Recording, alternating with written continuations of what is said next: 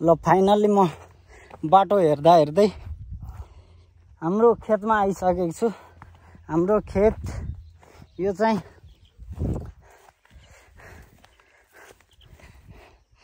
चाहिँ हाम्रो खेत रहेको छ। त्यो फोटो त्यहाँबाट तल ताल छ।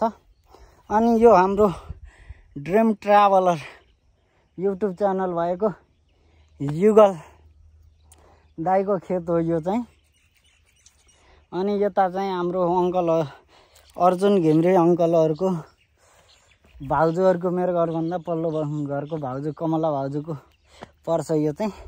यहाँबाट बाटो सरर उदिनिया छ। आज चाहिँ म साँझ चाहिँ यो बिहाडमा चाहिँ मेरो बिहाडमा पानी बोक्नलाई चाहिँ मैले यहीँबाट स्कुटी हालेर स्कुटी यहाँ ल्याएर ठ्याक्क हो यता मकैबारीको साइडमा पार्क गर्छु। अनि त्यसपछि बाल्टीमा गाग्रीमा पानी भरेर चाहिँ अनि त्यसपछि साँझ पानी पाइयो भने बिहाडमा हाल्छु। फाइनल्ली बाटो भनेको त्यो हो हाम्रो। त्यहाँबाट सुरु भएको त्यहाँबाट सुरु भएको उताबाट आउँदै हुनुहुन्छ। त्यहाँबाट हाम्रो बाटो सुरु भएको छ।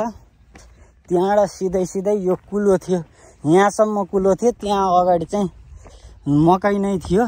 त्यो मकैको बिचबाट हालेर अनि त्यसपछि चाहिँ यहाँबाट कुलै कुल चाहिँ यहाँबाट ठ्याक्कै यहाँबाट चाहिँ कुलै कुल निकालिएको हो यो बाटो चाहिँ।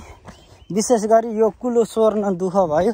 हाम्रो अहिलेको वडाध्यक्ष हुनुहुन्छ राजु नेउपाने, मेयर साहब हुनुहुन्छ हाम्रो चापकोट नगरपालिका मेयर साहबलाई, दुइटैलाई र यहाँ बजेट पारिदिने माथिल्लो तहबाट सबैलाई धन्यवाद टक्राउन चाहन्छु।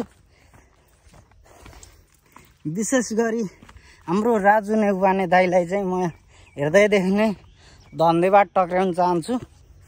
किनकि उहाँले पहल गरिदिनु भएको छ। यहाँबाट चाहिँ हजुरहरूले सुरु गर्नुहोस्। बजेटको व्यवस्था चाहिँ म कहाँ भनेर हुन्छ मेयर साहबले र मेयर साहबसँग कुरा गरेर अनि माथिल्लो तहमा चाहिँ हाम्रो माथिल्लो तहमा नि कुरा गरेर अनि त्यसपछि दाइले चाहिँ बजेट जसरी नि व्यवस्था गरिदिन्छु भनेर हाम्रो वडाध्यक्षले भनिसकेपछि बाटो यहाँबाट चाहिँ हालिएको। अब मेरो भलकको चाहिँ फाइनल्ली यो चाहिँ खेतकै पिचबाट हो। यो बाटो निकालेको नि धेरै भएको छैन। यो बाटो पिच भइसकेको छ।